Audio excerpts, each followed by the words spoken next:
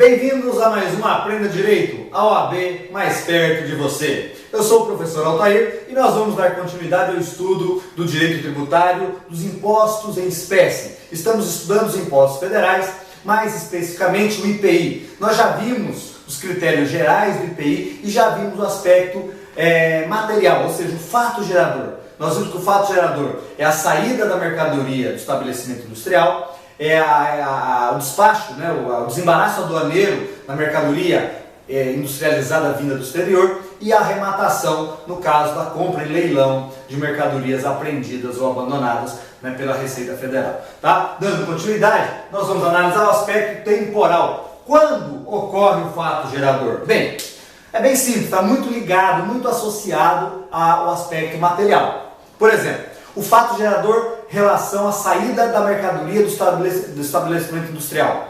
Quando se dá essa saída? Da expedição da nota. Essa mercadoria vai sair da indústria e com ela vai um documento, vai uma nota determinando qual a mercadoria, valor da mercadoria, a data que saiu essa mercadoria. É nesse momento.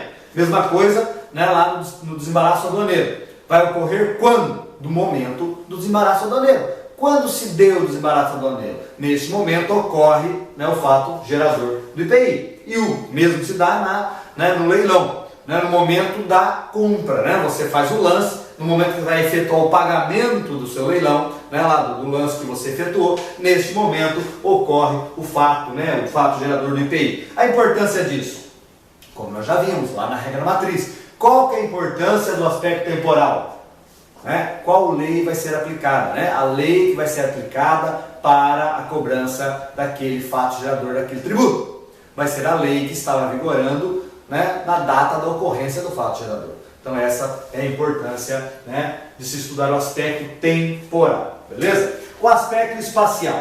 No IPI, o aspecto espacial não tem maiores dificuldades. Aspecto espacial, território nacional. O imposto é federal, Só uma observação nesse ponto, tá? O imposto sobre produto industrializado no Brasil, ele é cobrado, primeiro, do material, do que for industrializado dentro do território nacional. Então a indústria está aqui no país e industrializou alguma mercadoria, vai pagar IPI, ok? Ou produtos que foram industrializados em outros países, mas foram importados para o Brasil.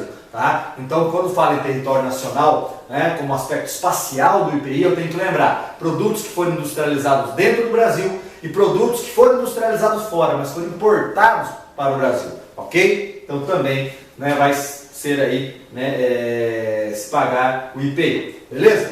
Já nos outros dois aspectos inerentes à obrigação tributária, o primeiro deles, o aspecto pessoal. Sujeito ativo. Fácil, Qual é o sujeito ativo do IPI? Imposto Federal, artigo 153. Sujeito ativo é a União. A União é o sujeito ativo. E o sujeito passivo? O contribuinte. Tá? Ou o contribuinte ou quem a lei a ele equipara. Tá? E quem vai ser o contribuinte do IPI? Ou quem a lei a ele equipara? O contribuinte aí em relação. Primeiro, o importador. O importador ou quem a lei a ele equipara. Tá? Por que o importador?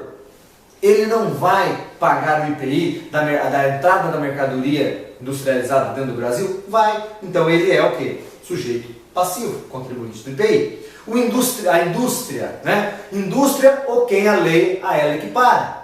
Tá? Também vai ser contribuinte do IPI. Em alguns casos, os comerciantes vão ser, ou quem a lei a ele equipara, obviamente, sujeito passivo do IPI, contribuinte, tá? E o arrematante, aquele que foi lá e comprou no leilão lá da Receita Federal aqueles produtos apreendidos ou abandonados. Todos eles são contribuintes do IPI, ok? E por fim, o aspecto quantitativo, onde a gente estuda, a base de cálculo e a alíquota, Qual que é a base de cálculo do IPI?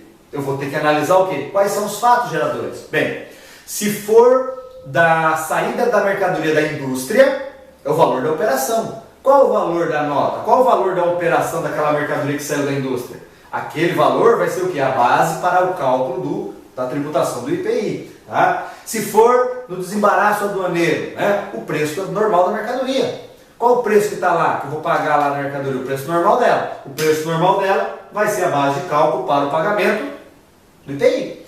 E na arrematação lá no leilão, o valor pago. né, o valor que eu, né, dei lá no leilão. Tá? Então vamos imaginar, a mercadoria, né, o preço originário dela seria R$3.000. Pô, eu consegui comprar por R$500 no leilão. Dei o lance, ninguém mais deu, eu comprei por 500. Qual vai ser a base de cálculo? R$500, o valor que eu dei no leilão daquela mercadoria. Essa vai ser a base para o cálculo do imposto, ok? E a alíquota? Bem, nós vimos, já por determinação constitucional, que o IPI ele tem que ser seletivo.